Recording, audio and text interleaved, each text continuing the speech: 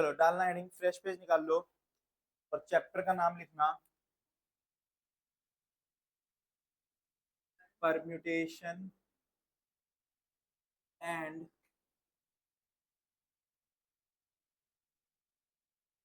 Combination.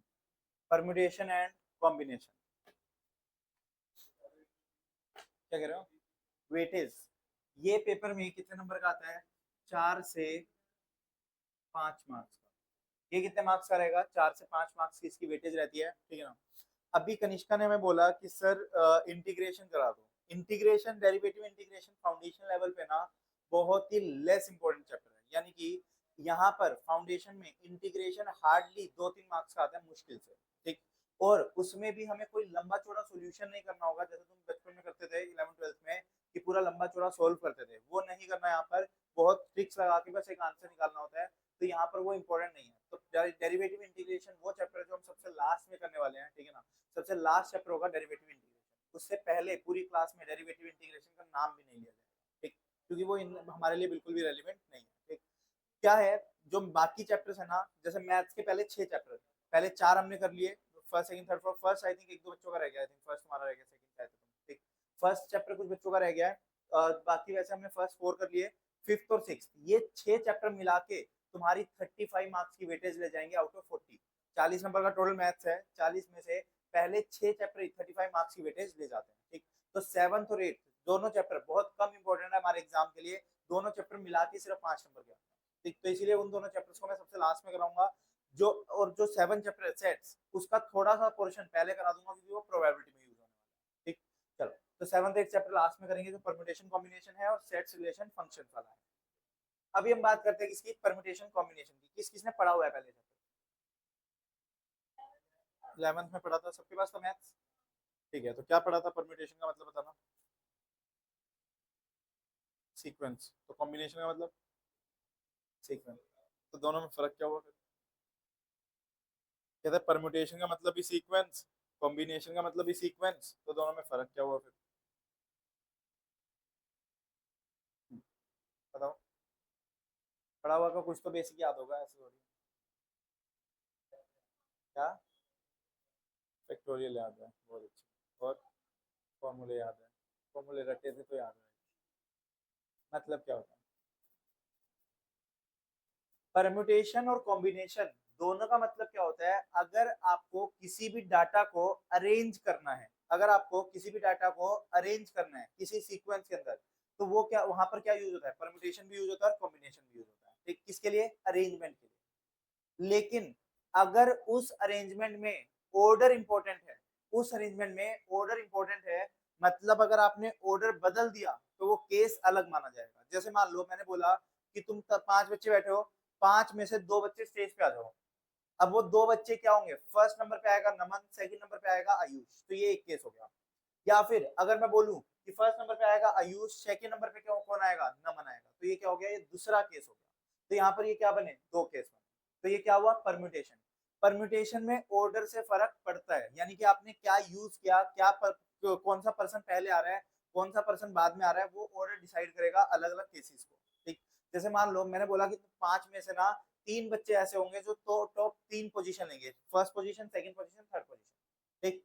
अगर मान लो Ayush first पे आया, नमन सेकंड पे आया, कोमल थर्ड पे आई, तो ये एक केस हो गया।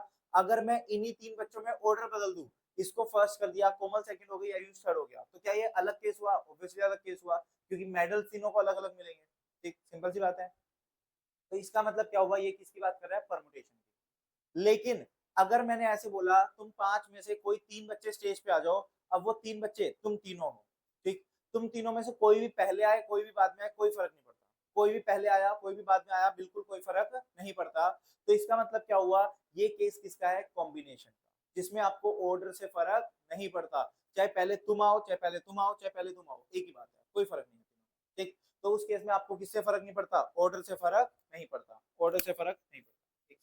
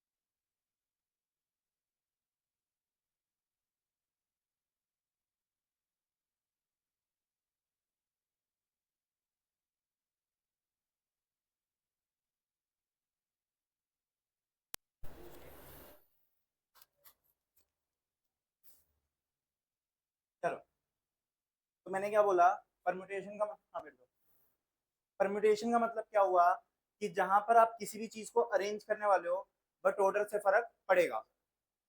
और कॉम्बिनेशन का मतलब क्या हुआ, जहां पर आप कोई अरेंज करोगे बट ऑर्डर से फर्क नहीं पड़ेगा। हाँ लिखना heading permutation.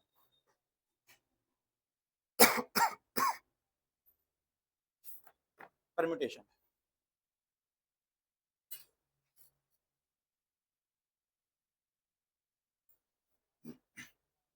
the ways of arranging the ways of arranging or selecting the ways of arranging or selecting smaller or equal number of persons, smaller or equal number of persons, smaller or equal number of persons or objects from a group of persons or objects from a group of persons or collection of objects with due regard with due regard being paid to the order of arrangement being paid to the order of arrangement or selection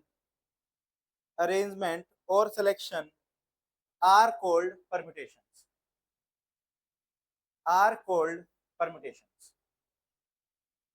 यानी कि इसका मतलब क्या हुआ कि हम order को regard दे रहे हैं, मतलब ऑर्डर हमारे लिए इंपॉर्टेंट है, तो वो हमारा क्या कहलाएगा, परम्यूटेशन। जैसे मान लो अगर 3 डिजिट्स हैं, एक है 2, एक है 3 और एक है 5।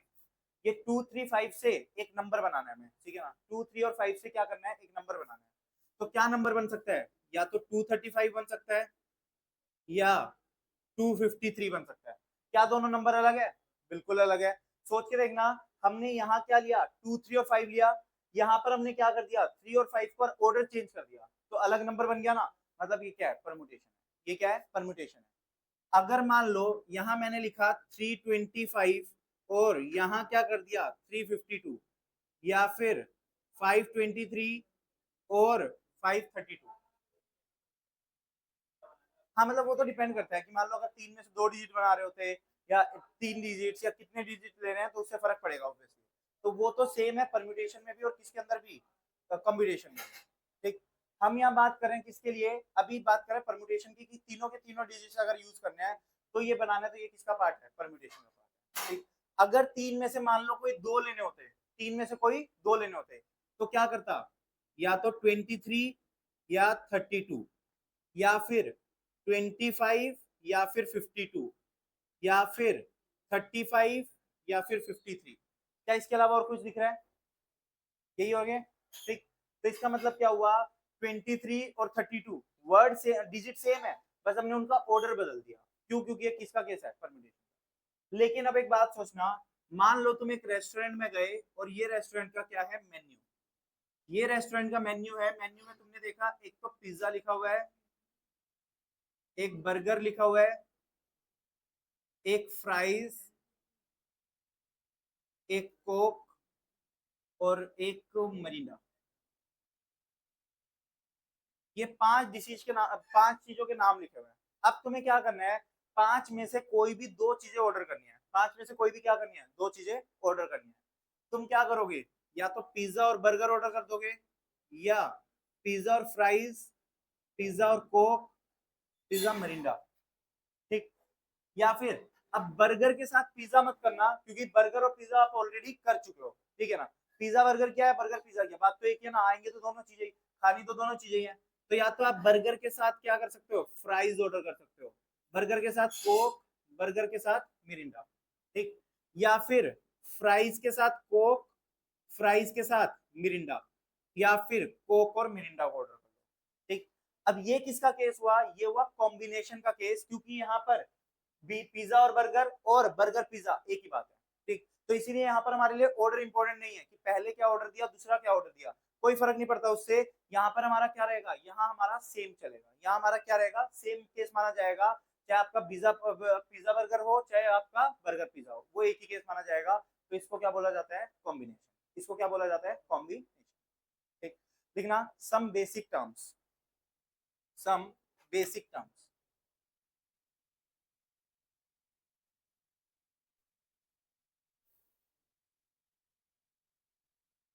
सम बेसिक टर्म्स।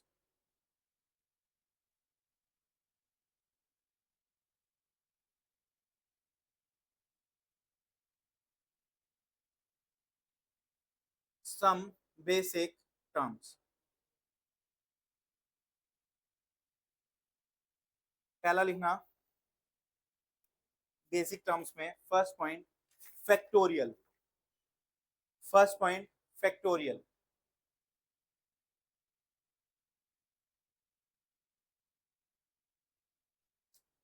फैक्टोरियल का मतलब क्या होता है, जैसे मान लो अगर मैंने लिखा 3 फैक्टोरियल, ठीक, 3 फैक्टोरियल, या फिर 3 के साथ ऐसे भी लगा सकते हैं, फैक्टोरियल का सिंबल ये भी रहता है। ठीक, तो फैक्टोरियल का सिंबल या तो ऐसे डॉटेड में आ जाएगा या फिर उसके नीचे ऐसे ब्रैकेट बना देगा, दोनों में से कुछ भी लिख सकता है फैक्टोरियल के लिए। तो इसका मतलब क्या होता है कि जितने का भी आप फैक्टोरियल करने वाले हो ना, उसको खोल दो कहां तक, 1 तक, और हर एक के बीच में क्या आएगा, मल्टीप्लाई का साइन। जैसे मान लो अगर 6 फैक्टोरियल है, तो 6 फैक्टोरियल का मतलब क्या हुआ, 6 into 5 into 4 into 3 into 2 into 1, ये हमारा क्या हुआ, 6 फैक्टोरियल। ये हमारा क्या रहेगा, 6 फैक्टोरियल। ठीक, तो ये हमारा क्या आ गया, 6 फैक्टोरियल आ गया। 6 फैक्टोरियल का मतलब क्या हुआ कि 6 को हमने 1 तक खोल दिया, तो जिसका भी फैक्टोरियल हमने निकालना होगा उसको हम कहां तक लेके जाएंगे, 1 तक लेके जाएंगे। तो लिखना factorial means, factorial means the product of all integers. Factorial means the product of all integers from 1 to z, oh sorry, from 1 to n, from 1 to n, यानी कि जितने भी है, जैसे 6 फैक्टोरियल है, तो 1 से लेके 6 तक सारे के सारे इंटीजर्स का प्रोडक्ट करना क्या कहलाता है, फैक्टोरियल कहलाता है। ठीक, ये हमारा क्या होगा, फैक्टोरियल। लिखना एग्जांपल, फाइंड 5 फैक्टोरियल। कितना होगा 5 factorial, 5 into 4 into 3 into 2 into 1, कितना हो गया, 120। तो 5 फैक्टोरियल की वैल्यू कितनी आ गई, 120।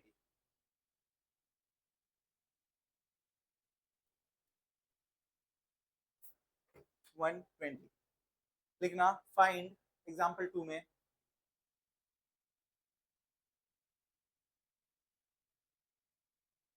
Find 9 factorial divide bye 6 factorial. 9 factorial divide bye 6 factorial.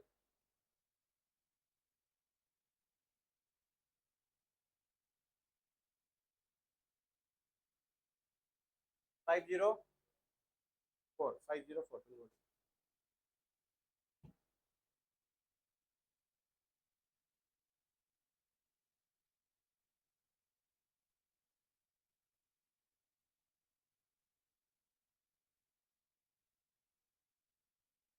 तो हमने क्या देखा, 9 फैक्टोरियल डिवाइड बाय 6 फैक्टोरियल। तो इसको करने का एक तरीका तो ये था कि 9 8 7 6 5 4 3 2 1 यहां तक लेके जाओ, और नीचे वाले को भी 6 5 4 3 2 1 ऐसे रखो। सर फायदा क्या हुआ, यहां से लेके यहां तक तो कट जाएगा पूरा। तो आप एक काम करो, 9 फैक्टोरियल को 9 इंटू 8 इंटू 7 इंटू 6 फैक्टोरियल कर लो, और डिवाइड में क्या रहेगा, 6 फैक्टोरियल। तो 6 फैक्टोरियल से 6 फैक्टोरियल कट जाएगा, हमारा आंसर कितना आ जाएगा, 504। कितना आ जाएगा, 504। एक और लिखना, 10 factorial divide bye 7 factorial. 10 factorial divide bye 7 factorial. 10 factorial divide bye 7 factorial. 7 170 720 720 तुम 702 बोल रहे हो। हाँ 720 कितना आ गया 720। ठीक है हमारा कितना आ जाएगा 720।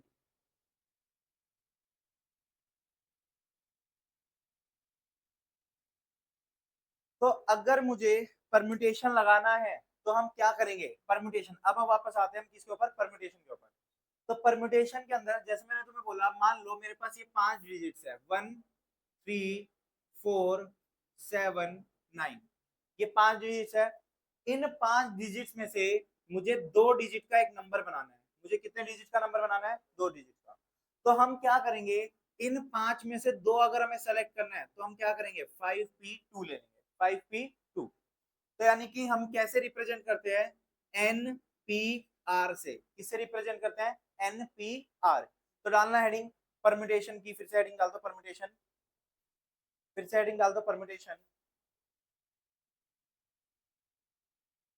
NPR equals to permutation heading डाल दो फिर से और उसमें लिखना एनपीआर इक्वल्स टू क्या फॉर्मूला था बताना जिसपे आपका बताओ फॉर्मूला बोला आप बताओ फॉर्मूला गलत बता रहे थे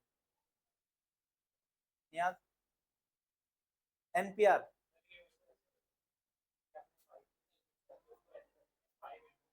ये तो शॉर्ट ट्रिक होगा बेड़ा गर्क। क्या कहता है n factorial upon n minus r factorial. Permutation का फॉर्मूला क्या होता है n factorial upon n minus r factorial. इसका मतलब क्या हुआ एन फैक्टोरियल मतलब क्या 5 फैक्टोरियल डिवाइड बाय 5 - 2 फैक्टोरियल। तो यानी कि 5 फैक्टोरियल डिवाइड बाय 3 फैक्टोरियल। तो 5 × 4 × 3 फैक्टोरियल डिवाइड बाय 3 फैक्टोरियल। तो 3 से 3 कैंसिल हो गया कितना आ गया कितना आ गया 20। समझ रहा है। हाँ वो अभी शॉर्ट ट्रिक यूज करना सीखेंगे अभी अपन। कभी कभी फॉर्मूला भी पूछ लेते हैं। तो उतार लो ये formula n P r equals to n factorial upon n minus r factorial. लिखना where n equals to where n equals to n equals to total numbers n equals to total numbers r equals to selected objects selected objects r equals to selected objects। यानी कि r क्या हो गया हमारा हमने जितना select किया जितने हमारे ऑब्जेक्ट्स हमने सेलेक्ट किए वो हमारा क्या आ गया r। वो हमारा क्या रहेगा r। ठीक तो r और n हो गया तो जितना भी सेलेक्ट करेंगे npr हो जाएगा। ठीक है ना। लिखना पॉइंट नंबर 1 इसके अंदर point number 1 zero factorial equals to कितना 1। Zero factorial equals to 1।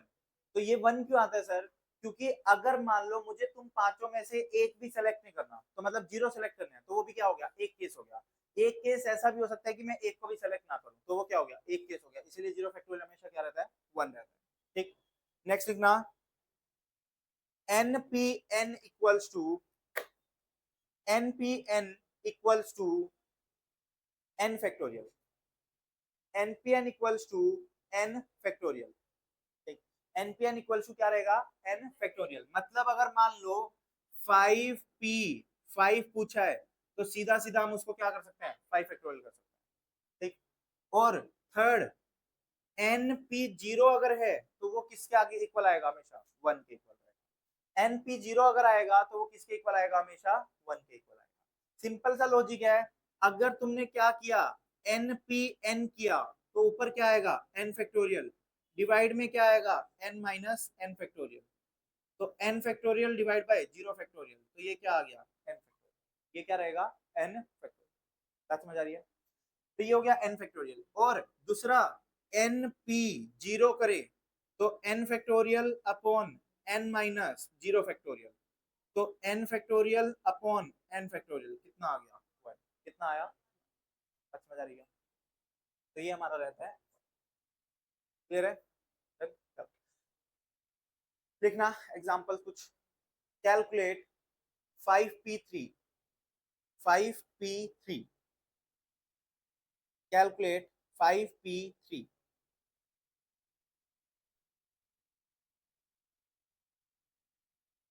हमारी बुक्स आ गई,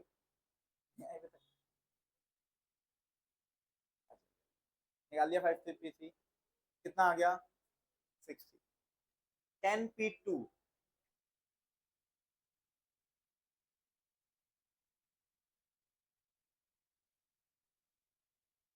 देखना रोहन, अब इसमें ना एक शॉर्ट ट्रिक होती है। जैसे हमने बात करी 10p2 की, तो एक तरीका तो क्या है कि ये फॉर्मूला लगाओ। अब एक आती है शॉर्ट ट्रिक।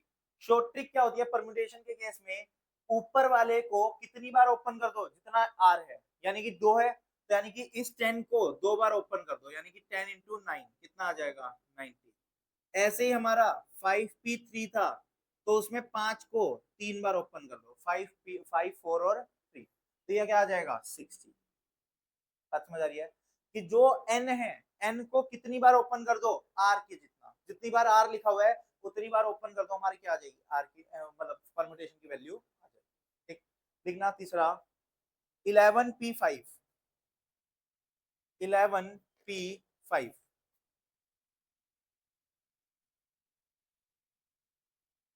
11p5,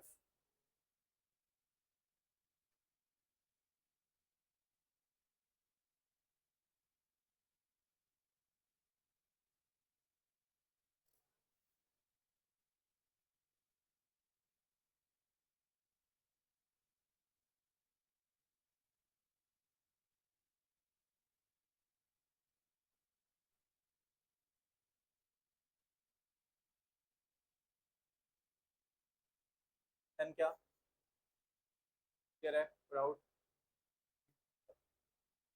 एक बार कोई पीडीएफ भेजना ग्रुप में एक जना, या बुक से तो बुक से निकाल लो, नहीं तो पीडीएफ डाल दो एक जना।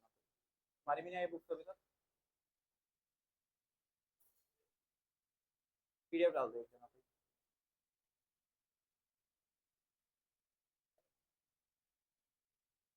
चलो तुम बुक शेयर कर लो, लाइव पेज नंबर निकालना 5.5, page number 5.5, example number 2। Page number 5.5 पे एग्जाम्पल नंबर 2 है। क्या कहता है, how many 3 letter words can be formed using the letter of the word square. कहता है एक वर्ड है स्क्वेयर, उसमें से हमें 3 लेटर्स का एक वर्ड बनाना है, तो यानी कि स्क्वेयर में कितने लेटर है, SQUARE 6, तो 6 में से 3 लेने हैं, तो क्या हो जाएगा 6p3, क्या हो जाएगा 6p3,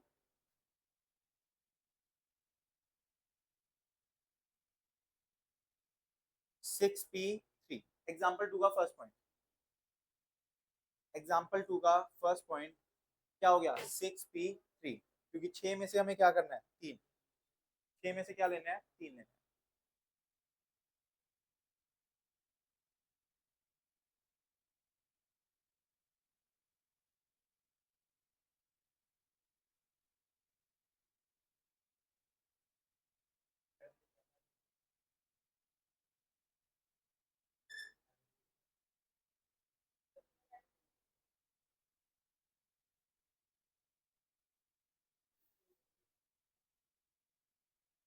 अगला कर दो, उसमें क्या था, कहता है हेक्सागन में से 3 लेना, तो हेक्सागन में कितने हो गए 7, तो क्या हो जाएगा 7p3, 7p3, फिर 3 कर दो और 4 कर दो, 3 4 5, 5 तक कर दो।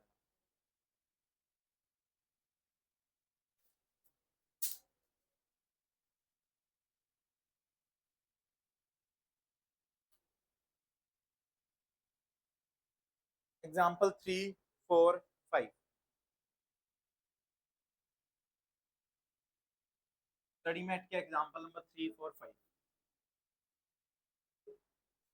इसका मैथ्स का भी मुझे चाहिए, मेरे पास है। हाँ,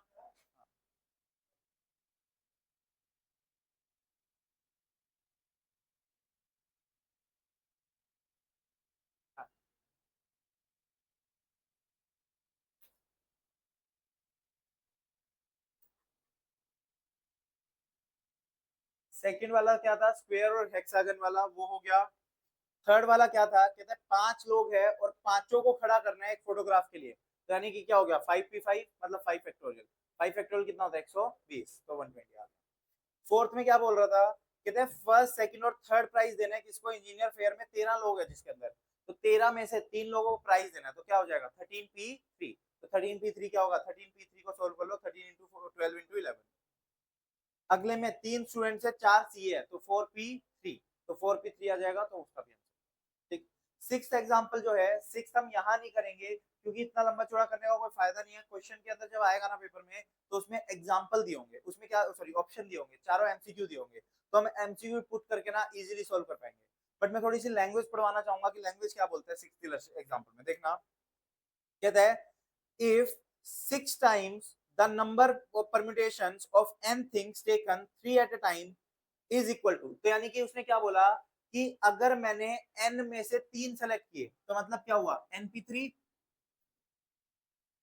इसको किससे मल्टीप्लाई कर दो 6 से, इसको किससे मल्टीप्लाई कर दो 6 से, तो 6 इंटू np3 इक्वल्स टू, कहता है is equal to 7 times the number of permutation of n minus 1 things taken at a time। तो मतलब क्या कह रहा है, n-1 में से अगर 3 चूज किया, इसको किससे मल्टीप्लाई कर दो 7 से, तो ये दो इक्वेशन बन गई। दोनों को सॉल्व करके हमारा क्या आ जाएगा, n की वैल्यू आ जाएगी। हालांकि सॉल्व भी कर लेते हैं, ये क्या होगा 6 एज इट इज रहेगा, n factorial upon n minus 3 factorial equals to 7 into n minus 1 factorial divide by n minus 1 minus 3 factorial. समझ आया मैंने क्या किया, बात समझ आ रही है यहाँ तक। क्या किया मैंने, देखो np3 का फॉर्मूला क्या होता है n factorial upon n minus 3 factorial. ये इक्वेशन तो समझ आ गई ना क्वेश्चन की लैंग्वेज पढ़ के, n factorial upon n minus 3 factorial. इधर क्या आया, n की जगह क्या है n माइनस 1, तो ऊपर क्या आएगा n माइनस 1 फैक्टोरियल, और फिर n minus 1 minus 3 factorial divide में आ गया, और 6 और 7 तो मल्टीप्लाई में है ही। ठीक, तो यानी कि मेरी इक्वेशन क्या बनी, 6 into n factorial upon n minus 3 factorial equals to 7 into n minus 1 factorial upon n minus 4 factorial, right. अब क्या करेंगे, n को खोलना शुरू करते हैं, तो n into n minus 1 into ऐसा करके एक एक कम होता जाएगा, लेकिन हम n माइनस 1 पे रोक देंगे इधर भी, क्योंकि क्या है n माइनस 1 है। ऐसे ही डिवाइड में n माइनस 3 फैक्टोरियल है, तो उसका n माइनस 3 n माइनस 4 पे रुक जाएगा, क्योंकि इधर भी क्या है n माइनस 4 है, equals to 7 into n minus 1 factorial divide by n minus 4 factorial, right. अब ये n माइनस 1 से n माइनस 1 कट गया, n माइनस 4 से n माइनस 4 कट गया, ठीक। क्या बचा इधर, इधर बचा 6n upon n minus 3 equals to 7, multiply कर लो, ये उधर चला जाएगा, 6n equals to 7n minus 21, ये इधर आ जाएगा, तो 6n minus 7n equals to minus 5। तो n की वैल्यू कितनी आ गई 21, n की वैल्यू कितनी आ गई 21, ठीक। n कितना आ गया हमारा 20, बात समझ आ रही है, तो ये उतार लो एग्जांपल नंबर 6। सर पेपर में भी ऐसे इतना लंबा करना है, नहीं पेपर में ना हमें 4 ऑप्शन दिए होंगे, तो हम एक एक करके n की वैल्यू डाल देंगे, जिससे आंसर मैच करेगा वो आंसर।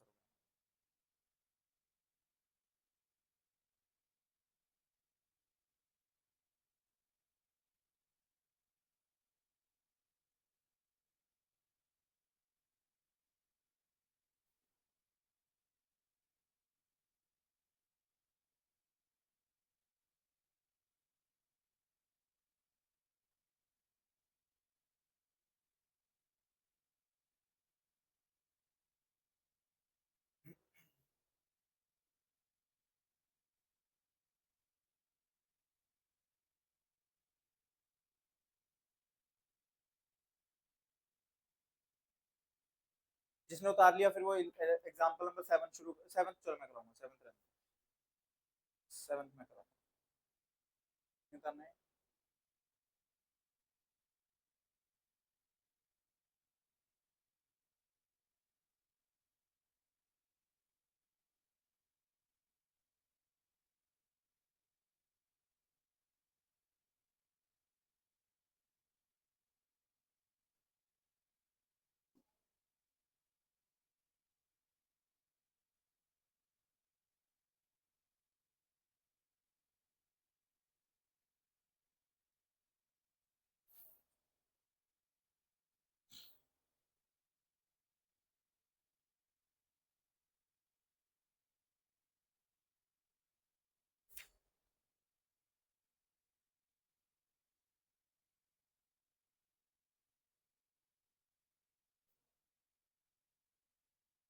हो गया। चलो 7 देखना, 7 क्या बोलता है।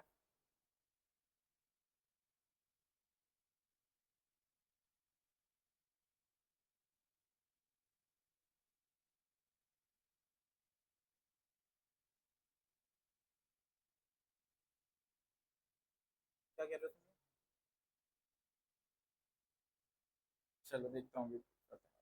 7 देखना, 7 क्या कह रहा है, 4 डिजिट्स के एक नंबर बनेंगे किससे, 1357 से, और हमें सारे नंबर्स का क्या चाहिए, सम चाहिए। मतलब क्या हुआ, देखना हमारे पास 4 डिजिट्स है, कौन कौन से 4 डिजिट्स है, 1, 3, 5 और 7। ये 4 डिजिट्स है, एक है 1, एक है 3, एक है 5, एक है 7। कहता है इन चारों डिजिट से बनने वाले जितने भी नंबर्स है सबका क्या चाहिए, हमें सम चाहिए। तो पहले तो चलते हैं लंबे तरीके पे, इससे सम, इससे नंबर डिजिट्स बनेंगे क्या क्या, नंबर क्या क्या बनेंगे, एक बन जाएगा 1357, 1375, 1537, 1573, 1735, 1753। 6 डिजिट तो ये बन गए, 6 नंबर तो ये बन गए। फिर 3157, 3175, 3517, 3571, 3715, 3751। राइट। तो तीसरा 5137, 5173, 5317, 5371, 5713, 5731। ठीक। और चौथा 7135, 7153, 7315, 7351, 7513, 7531। ठीक। तो ये 24 डिजिट, 24 नंबर हमारे बनेंगे इन 4 डिजिट से, और ऑब्वियसली 4 फैक्टोरियल करेंगे, 4 फैक्टोरियल मतलब कितना होगा, 24। तो ये 24 डिजिट बनने वाले थे। अब इन 24 डिजिट का क्या करना है, सम, मतलब सबको क्या करना है, प्लस। तो सर एक तो क्या है कि मैनुअली प्लस करें, दूसरा क्या है, ट्रिक क्या लगती है, ट्रिक कुछ इस तरीके की लगती है। हमारे डिजिट्स कितने हैं, 4 डिजिट्स है। हर एक, यहां पर देखो इस डिजिट पे 7 कितनी बार आया, 1, 2, 3, 4, 5, 6। तो यानी कि 7 कितनी बार आया, 6 बार। 5 कितनी बार आया, 1, 2, 3, 4, 5, 6। तो लास्ट जो प्लेस है, फर्स्ट प्लेस जिसको बोलते हैं यूनिट प्लेस, उस पे 5 भी कितनी बार आया, 6 बार। 7 भी कितनी बार आया, 6 बार। ऐसे 3 भी कितनी बार आया, 6 बार। और 1 भी कितनी बार आया, 6 बार। यानी कि सारे के सारे डिजिट्स कितनी कितनी बार आएंगे, 6 6 बार। तो इसका मतलब क्या हुआ, 6 बार तो 1 आएगा, 6 बार 3 आएगा, 6 बार 5 आएगा, और 6 बार क्या आएगा, 7। तो इन सबको प्लस करने के लिए हम क्या कर सकते हैं, 1 + 3 + 5 + 7, और पूरे को मल्टीप्लाई कर दो कितने से, 6। कितना आया, 7 5 12, 3 15 16, 16 × 6 कितना हो गया, 96। 96 किसका टोटल है, सिर्फ इसका टोटल है। जो यहाँ पर लास्ट लास्ट वाले डिजिट्स है ना, यानी कि ये इन सबका टोटल कितना आ गया, 96, सिर्फ लास्ट डिजिट। अब इस डिजिट की बात करते हैं। इस डिजिट पे भी क्या हुआ होगा, हर एक नंबर 6 6 बार आ रहा होगा, हर एक डिजिट कितनी बार आ रहा होगा, 6 बार। लेकिन अगर मान लो ये 5 है इधर, इस 7 का तो मैं टोटल कर चुका हूं, तो ये 5 किसके इक्वल होगा, 50 के। क्योंकि यहाँ पर क्या है, 57 लिखा है ना, 57, 57 में से 7 तो मैंने यहाँ ले लिया, तो बचा कितना, 50 बचा ना। यानी कि हर एक के आगे एक जीरो एक्स्ट्रा लगेगा। तो मतलब क्या हुआ, यहाँ पर भी 6 डिजिट्स आ गए, मतलब 96 इंटू कितना, 10। 96 इंटू क्या करेंगे, 10, क्योंकि 5 का क्या हो जाएगा, 50, 7 का क्या हो जाएगा, 70, ऐसे 96 का क्या हो जाएगा, 960। बात समझ आ रही है। इस वाले प्लेस पे क्या करेंगे, इसको 100 से मल्टीप्लाई कर देंगे, और लास्ट वाले प्लेस पे क्या करेंगे, 96 इंटू 1000।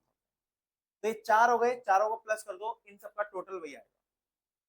कितना आ रहा है, 1,06,656। तो सर इसका मतलब क्या है कि हमें पेपर में 24 बनाने पड़ेंगे, नहीं। हमें क्या करना है, जो 4 डिजिट क्वेश्चन में बोले होंगे ना, उन चारों को प्लस करके सीधा इंटू 6 करना है, वो क्या आ जाएगा, 96। फिर एक बार 10 से मल्टीप्लाई, फिर 100 से मल्टीप्लाई और 1000 से मल्टीप्लाई, सबका टोटल, सबका क्या कर देना है टोटल। बात समझ आ रही है? तो ये होता है सम। हमेशा, क्योंकि 4 डिजिट से 24 ही बनेंगे, और 4 का ही देगा, 3 का बहुत इजी हो जाता है, 5 का बहुत ज्यादा कॉम्प्लिकेटेड हो जाता है, तो इसलिए हमेशा कितने का देते हैं, 4 का। हर एक डिजिट 6 बार हो रहा है ना लास्ट पे, वो फिर वो है मतलब याद रखना पड़ता है कि 24 में है, 24 का मतलब 4 डिजिट है, तो डिवाइड बाय 4 कर दिया तो 6। ऐसे अगर मान लो 5 होता, 5 डिजिट होते हैं, यानी 13579 होता, तो उस केस में हम क्या करते हैं, 9 भी अगर होता तो 5 डिजिट से 120 बन जाते हैं। 5 डिजिट से कितने नंबर बनते हैं, 120। 120 डिवाइड बाय 5 कितना हुआ, 24। यानी कि पांचों का सम करके मल्टीप्लाई बाय 24 समझ आ रही है? बट पेपर में 4 का ही आएगा, 4 से ज्यादा का नहीं आएगा, 4 से कम का नहीं आएगा, क्योंकि कम का आया तो क्या ही मुश्किल है, फिर तो 3 डिजिट्स होंगे, 3 के 6 नंबर बनेंगे, 6 को मैनुअली प्लस कर लो, क्या क्यों इतनी मेहनत करें। ठीक। सर और कोई शॉर्ट ट्रिक है इसकी, इससे भी इजी, इससे भी इजी एक शॉर्ट ट्रिक है क्या, कि मान लो 4 डिजिट, क्वेश्चन ने ऐसे बोला कि मान लो 2 4 6 8, ये 4 डिजिट दिए हुए हैं। ठीक। हमें क्या करना है, देखना आयुष इधर, इन चारों डिजिट्स को क्या करेंगे, plus 2 plus 4 plus 6 plus 8 into कितना, 6, कितना आएगा,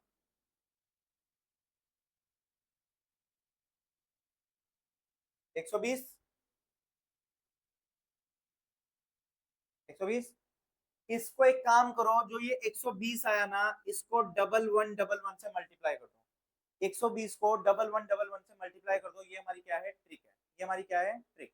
करना 120 इंटू डबल वन, कितना आया, 1333320। सर ये ट्रिक इधर भी लगा के देखेंगे आप, बिल्कुल लगा के देखो। 96 आया था, 96 को मल्टीप्लाई करो डबल वन से, ये आता है क्या, ठीक है ना? तो ये और भी शॉर्ट ट्रिक है, कि जो भी 4 नंबर दिए होंगे बस उनको प्लस करके इंटू 6 किया, उसको फिर डबल वन से क्या कर दिया, मल्टीप्लाई उसको। 5 नहीं, 5 वाले केस में नहीं, फिर तो तुम्हें बनाना ही पड़ेगा, एक 5 का वैसे देता ही नहीं उस शोरूम में, ठीक है ना? तो ये रहेगा, उतार लो इसे। एग्जाम्पल नंबर 7 लिख के उतार लो, एग्जाम्पल नंबर 7।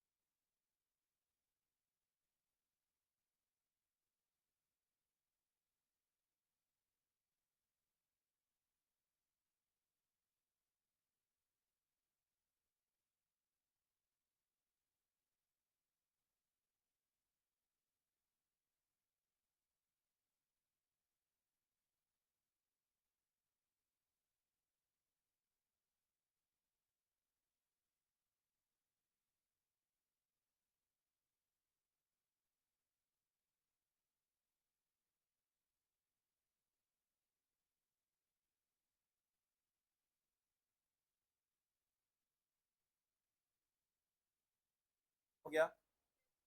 एग्जाम्पल 11 करना, 8 9 10 छोड़ देना, वो यहाँ पर करने का फायदा नहीं है, जब क्वेश्चन आएंगे वैसे तो कर लेंगे। 11 11 12 13, 11 करो, 12 करो, 13 मैं कराता हूँ।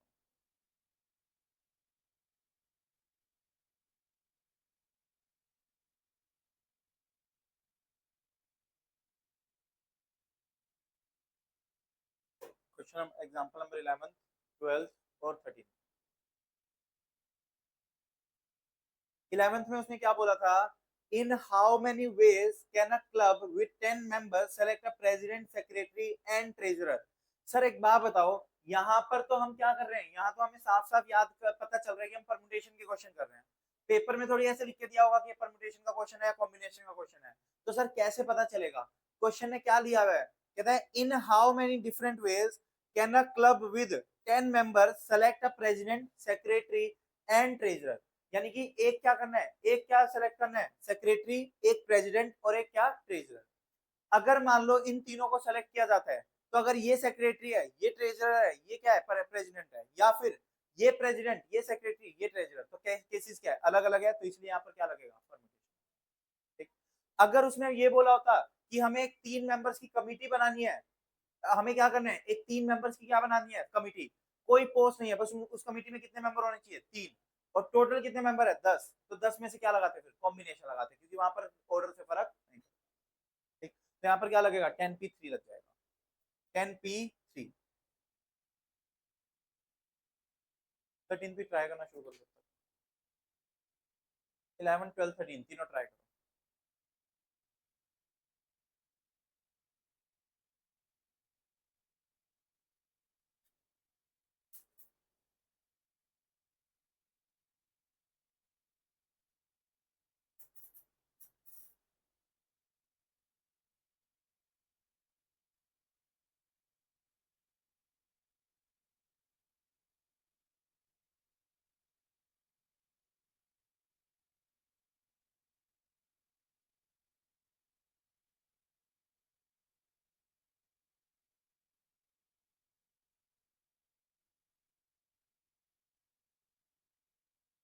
12th वाले में क्या था उसका, कि उसके पास 8 शॉप्स हैं जिनमें से वो 6 में ही जा सकता है, तो कैसे विजिट करे, तो 8p6 हो जाएगा, 8p6।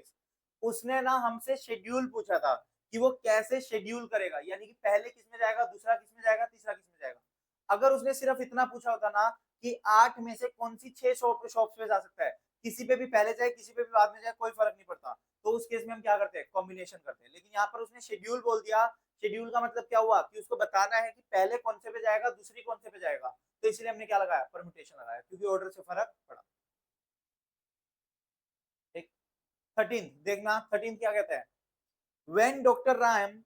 Ram arrives his dispensary, he finds 12 patients waiting to him। मतलब क्या, कि अगर मान लो एक बंदा है, डॉक्टर है, वो अपने अपने हॉस्पिटल में आया, क्लिनिक में आया, तो उसने देखा कि 12 लोगों की वेटिंग है, 12 लोग बैठे हुए हैं बाहर। If he can see only one patient at a time, find the number of ways he can schedule his patients if all wants his their turn। मतलब क्या कहता है कि 12 में से 12 के 12 की बार नंबर आ जाए, तो यानी कि क्या होगा, 12p12, 12 फैक्टोरियल, तो 12 फैक्टोरियल को सोल्व कर दो, 12 इंटू 12 फैक्टोरियल को ले जाओ पूरा। और दूसरे केस में क्या बोल रहा है, कहता है if 3 leaves in disgust before doctor Ram gets around to see them. यानी कि कहता है 3 तो छोड़ के भाग गए गुस्से में, 12 में से 3 चले गए, तो बचे कितने, 9, तो यानी कि क्या हो जाएगा, 12p9, 12p क्या हो जाएगा, 9।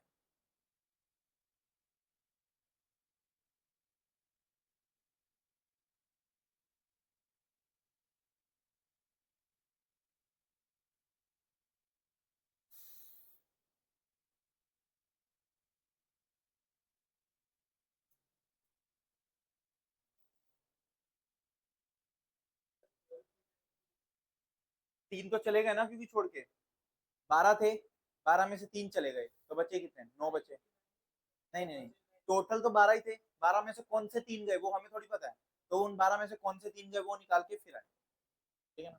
तो 12p9।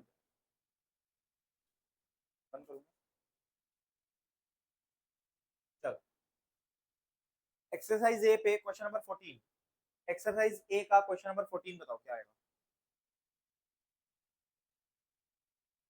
एक्सरसाइज फॉर ए का क्वेश्चन नंबर 14,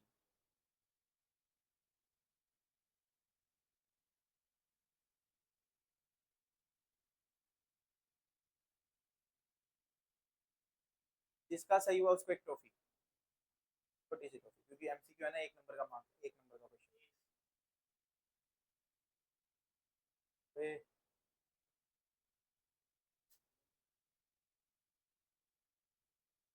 क्या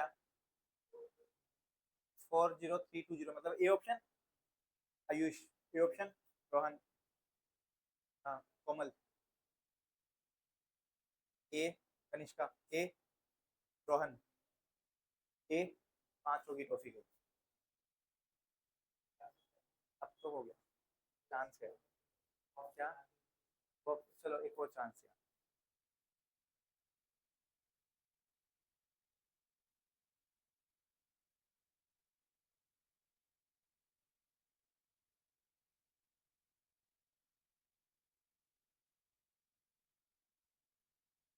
और कोई?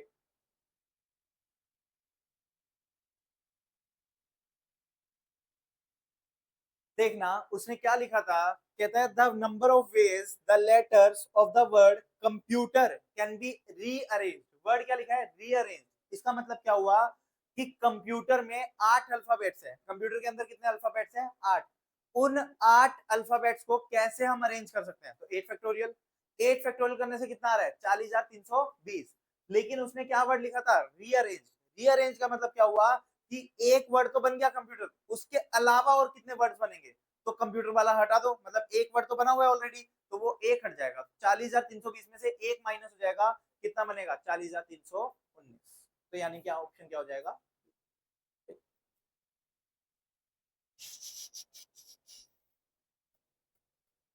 क्वेश्चन नंबर 15 देखते हैं क्या कहता है। क्वेश्चन नंबर 15 कहता है the number of arrangements of the letters in the world word failure so that vowels are always coming together. तो ये देखना क्या कहता है। एक वर्ड है, कहता है फेलियर।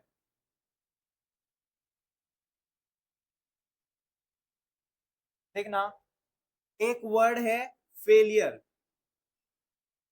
कहते हैं इसको अरेंज करो और इस तरीके से अरेंज करो कि जो वोवल्स है ना वो हमेशा इकट्ठे रहेंगे। तो वोवल्स क्या क्या है? ए, आई, यू, ई। तो ये चारों तो क्या रहेंगे? इकट्ठे रहेंगे। बाकी तीन कैसे भी आ सकते हैं, एफ, एल और आर, ये तीनों को आप कैसे भी लिख सकते हो।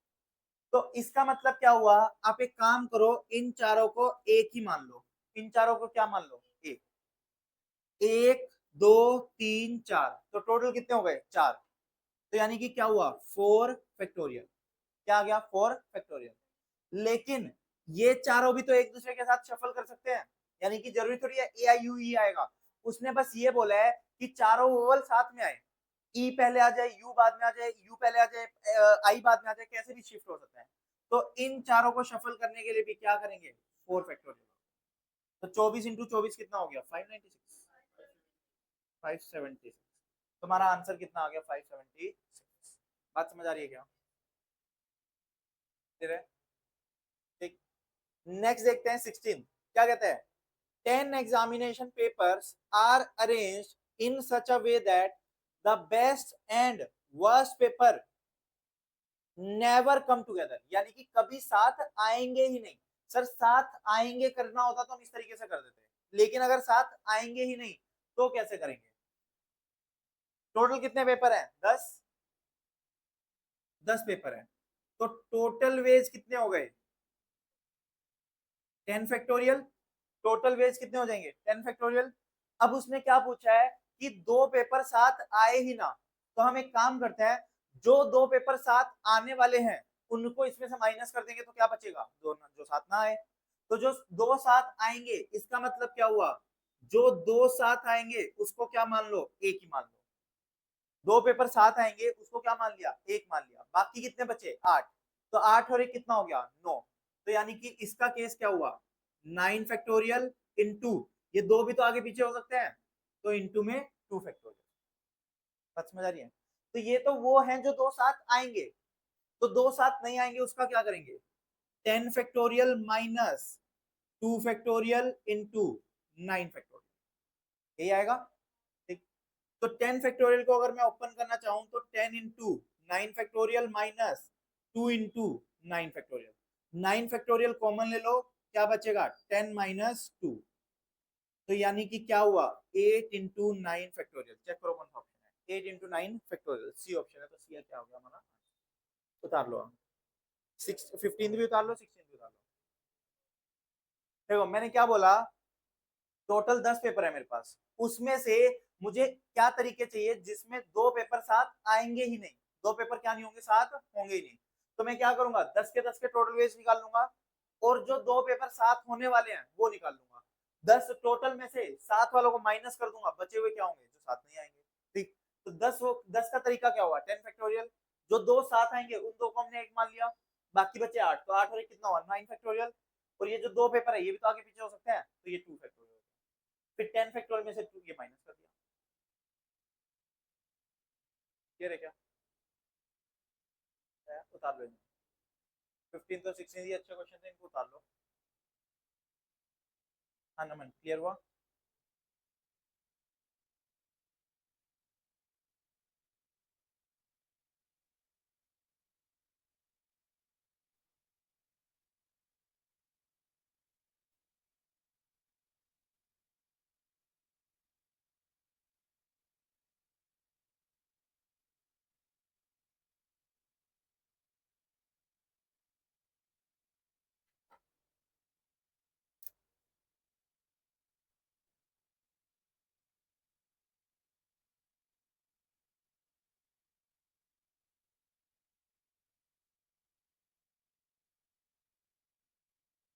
हो गया।